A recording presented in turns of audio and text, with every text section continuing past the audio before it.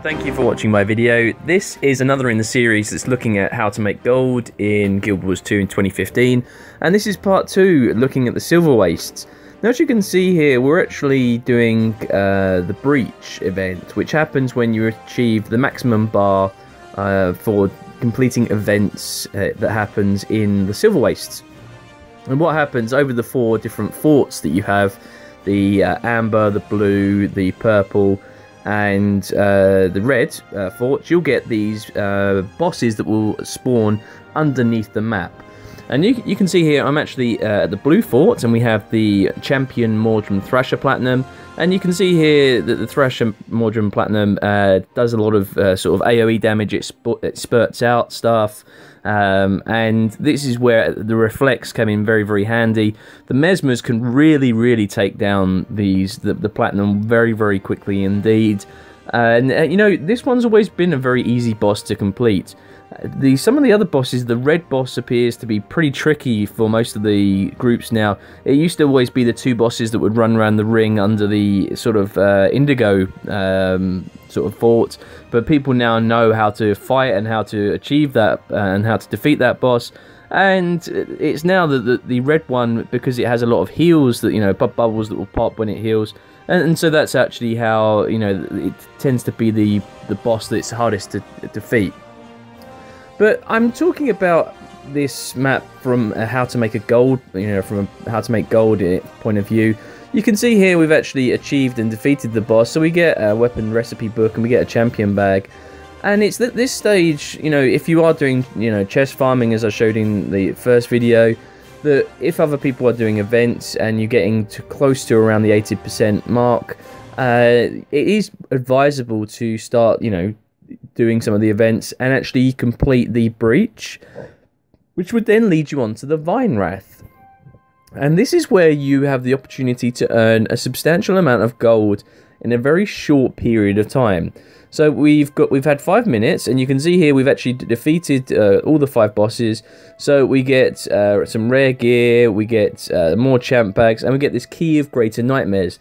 That I'm going to talk about a little bit later, because that will come in very, very handy indeed. And it's actually one of the main reasons that we actually have the ability to earn a lot of gold. Now, you can see here that after the Breach happens, you get 3 minutes to wait for the Vinewrath. It's very similar to how the Marionette event, which happened in the Living World seasons, Season 1, I believe, where you had different lanes, and you had to fill up each lane. This is very similar. We have 3 lanes here, and we actually have to fill up each lane, and you take on each boss. So you can see here I'm in the bottom lane, which goes first. The idea is to build the siege up, and also, you know, you have the opportunity to light that flare to call in air support. This is where Thieves and Guardians very useful. Thieves to stealth the carriers, and Guardians to give that speed boost.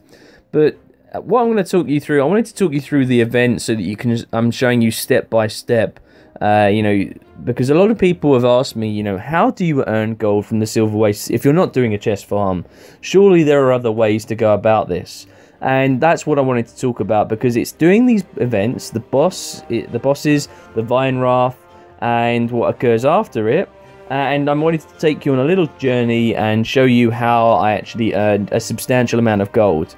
Now, this one, we actually have the Beekeeper, and the idea is that you go into those rings that spin round, you attract the bees, you bring them over to the honey traps, at the honeycombs, and you get a little defense there. It's advisable to bring stability, because you do get knockbacks like that.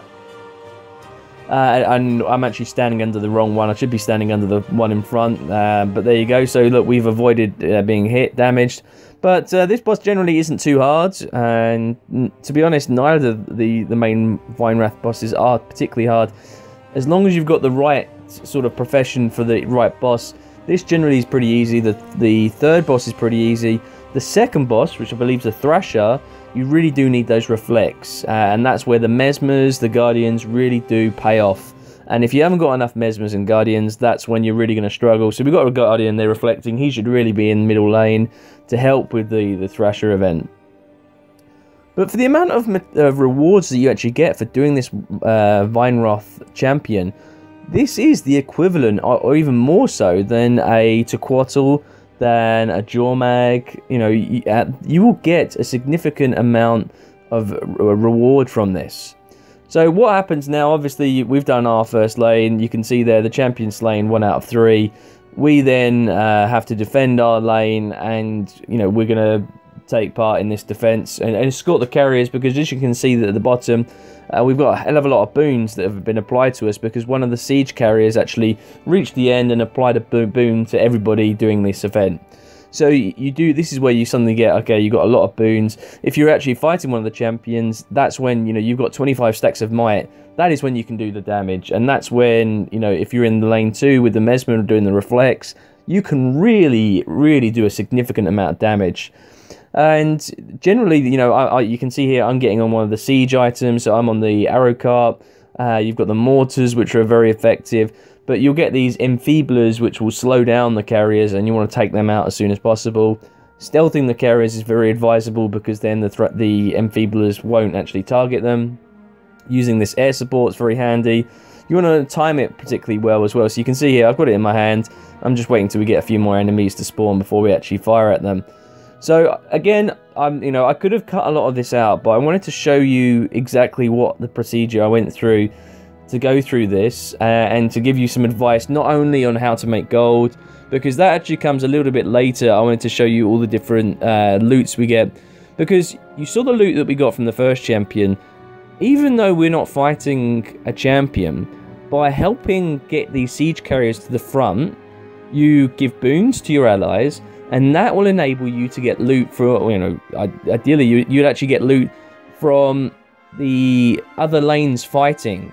You can see here I actually mentioned about these slingers. They're very deadly. Fortunately, having a hell of a lot of boons on us, they go down really quickly. So you see again, lighting the flare. But what you'll notice is when we defeat the second champion, we'll get a reward box as well. So there you go, we've defeated the second champion. And there we go, we've got another champ bag, we've got a master work bag, and we also got a bag of, we got a bandit crest key. A bandit key. And it's all these that they keep adding up. You know, if you think about the champion chest train that you can do, alright, you know, you earn a lot more chest bags per minute, but what happens, it's all the rares that you'll get, because a champion bag doesn't necessarily give you a rare. It is an op. You might get a rare, you might get an exotic, but you can also get some masterwork items. As you have seen from my first video, opening all those champ bags, I didn't necessarily get all rares or all tier 6 materials. I got a load of tier 5 materials, I got a load of masterwork items, and this is where you're guaranteed rares for achieving certain parts of this particular event chain. So we're on to the final champion now. So obviously the final lane's fighting, and after this we'll go through a number of different stages. So what will happen? We'll defeat the Vinewrath, and then we'll go and defeat some champions, which there are a few champions spawn around the map. And that will get us some more champion bags, and then we'll come to the Pacman event. So you can see here, we've defeated the Vinewrath. We got 50 piles of silky sand, we've got 3 champion bags, and we'll go and unlock 4 chests here, or it's usually 4.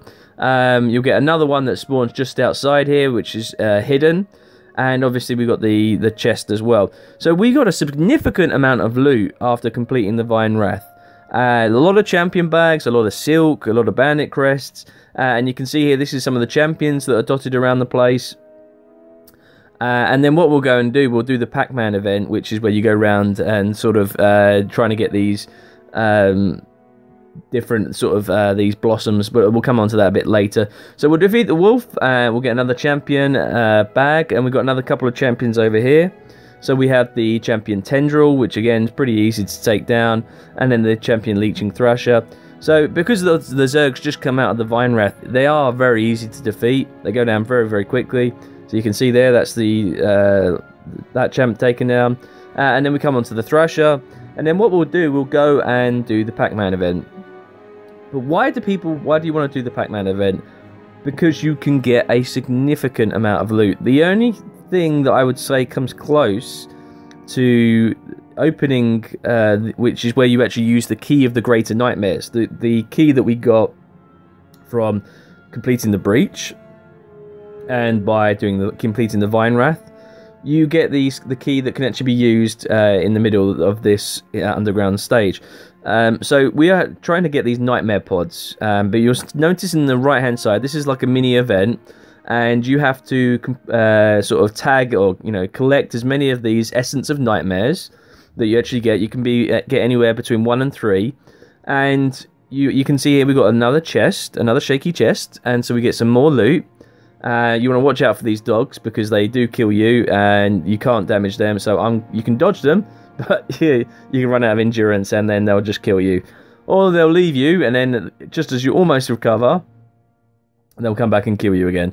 So you notice we got a hero's bag of bandit crest. That was from the first tier 1 of this sort of Pac-Man event, and we got some more other loot as well.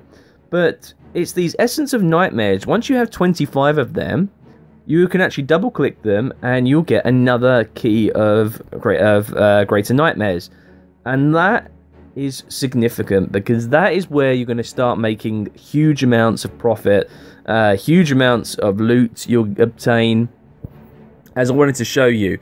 So you can see here we've done the breach, we've done the Vinewrath event, and now we've defeated some champions, and now we're doing the Pac-Man event. And this all takes place within 40 minutes or so. Now, bear in mind that you probably, in 40 minutes, you could obtain around 50 chests. So that's what you want to look as a comparison. But the difference is, with the champion chest bags that you get from the Lost Bandit chests, you're not always guaranteed to have a rare. With these and some of these events, you'll be guaranteed rare items, and that's the difference, and that's why you can make a lot more money. So you can see here we've got a lot of essence of nightmares. We've achieved the tier 2, and you can see here, so I've double clicked that, and we're going to go and open this center chest. So the center chest is in this, you can see it's in the center of the map, and it's this chest here, and we open it not once, not twice, but we'll actually open it not 3 times, but 4 times. I believe it's 4 times.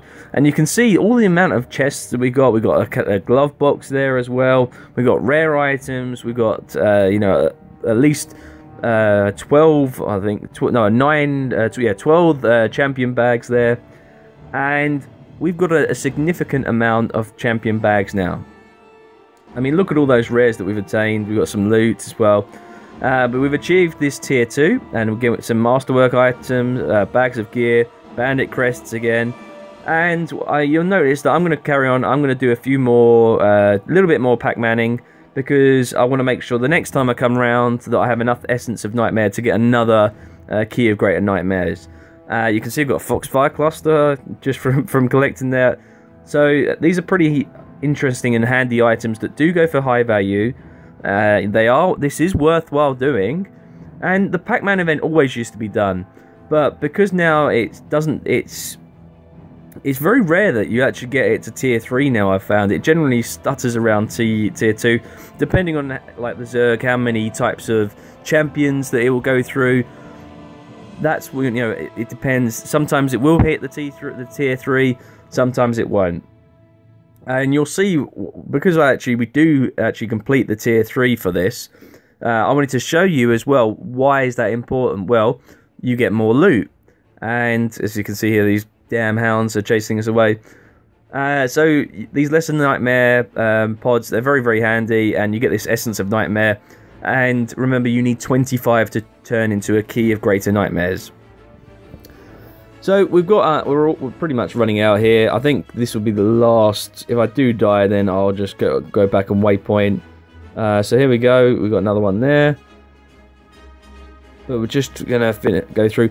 This is how you make gold in Guild Wars 2 in the Silver Waste. This is the second version of it. It is by obtaining all these loot items, by doing these events and the different. Well, basically this whole event chain of going through from the breach to the Vinewrath to the champions to the Pac-Man event. This is everything you can achieve. As you can see, I'm opening the Silky Sand. We've got a lot of masterwork items. We've got 4 guaranteed rare bags to open here. I'm actually on the wrong character because I don't really have that much inventory space. And you're going to see me open a few different, clear out the blue items. And what I'm going to do, I've had a bit of debating with people about whether or not it's better to salvage, sell the masterwork items, or should you forge it?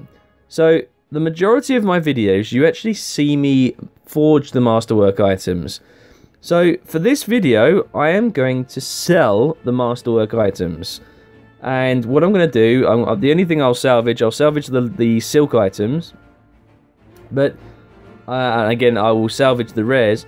But I wanted to show you obviously we're going to sell this Foxfire Cluster. But I wanted to show you guys why I generally tend to sell, why I don't tend to sell and I generally forge. So you notice we just got a chest, we've actually achieved that tier 3.